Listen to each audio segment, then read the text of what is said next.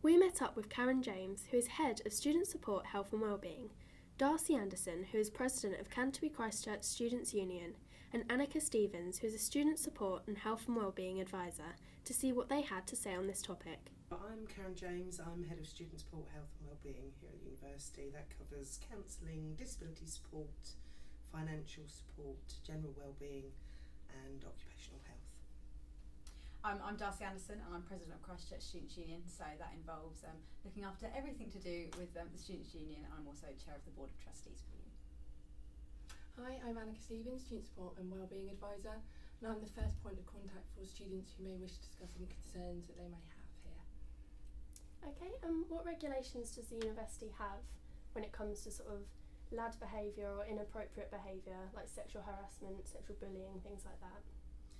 Sure, there's the university has a disciplinary procedure which covers all aspects of unwanted and inappropriate behaviours, and that harassment and bullying within that is described as being serious, so serious misconduct. So there's different levels of misconduct, as there are in most procedures and policies of that nature, but here it's very, very firmly in the serious stage. Okay, and for those that are sort of who feel they're victim to sort of these sorts of things like harassment and things like that, what can they do? What support is there for them here at the university? I mean, there's immediate counselling. We have a very well qualified team of professionally accredited counsellors. There will be a CP accredited counsellors that work here. We also have a team of student support and wellbeing advisors, of which Annika is one. They're accessible daily at Canterbury and 2 days a week at Broadstairs and 2 days a week at Medway, and they're all professionally trained, and they obviously have the support of the counselling team and so on to help them with that. So yeah, it's quite easy to get in touch. We also do a lot of campaigns, I think it's important to say. Do you want to talk about some of the campaigns that we've done this year? Yeah, so we've been involved in Dry January, about raising alcohol awareness, like drinking sensibly, Dry January, Drink Aware, so at Freshers Week, when all the new students come, we do a lot of campaigns around that. We work with Turning Point, who are a local drug and alcohol support agency, so we can refer students to them if they feel that they need to address any issues they may have with their alcohol consumption. So we do a lot of campaigns, and there's a lot of support for students.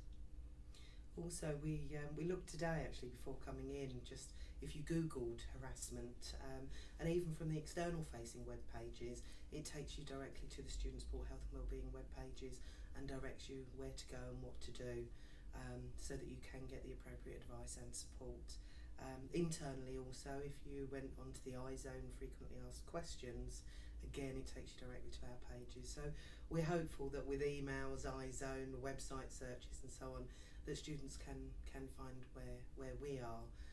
There's also of course the Student Union, and I'm sure Darcy would want to comment on how they help and support students too. So we work really closely with the university, and obviously, as Karen said, about all the services that they provide. So any student that takes part in any student union activities or in any of our licensed trade places will still come under the student disciplinary procedures. So they are very well aligned, which I think works really well in this kind of atmosphere. And do you think overall that the SU and the university as a whole do enough to sort of help students and sort of promote this? I think it's an ever-changing landscape, just as lad culture is topical now, and that was very well raised by the NUS in February last year.